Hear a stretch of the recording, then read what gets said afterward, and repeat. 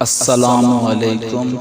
میں آپ سب سے گزارش کروں گا کہ ایک مرتبہ سورۃ فاتحہ اور 3 مرتبہ سورۃ اخلاص پڑھ کے ان کا ثواب ان مسلمانوں تک پہنچا دیں جو اس دنیا فانی سے جا چکے ہیں۔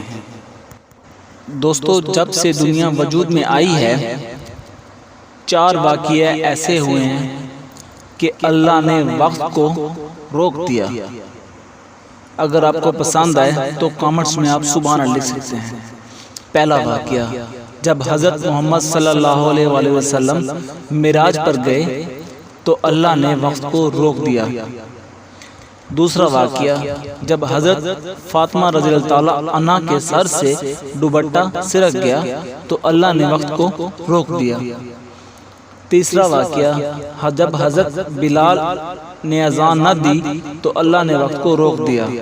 چوتھا واقعہ، جب حضرت علی علیہ السلام کی نماز عصر قضا ہو رہی تھی تو اللہ نے وقت کو روک دیا۔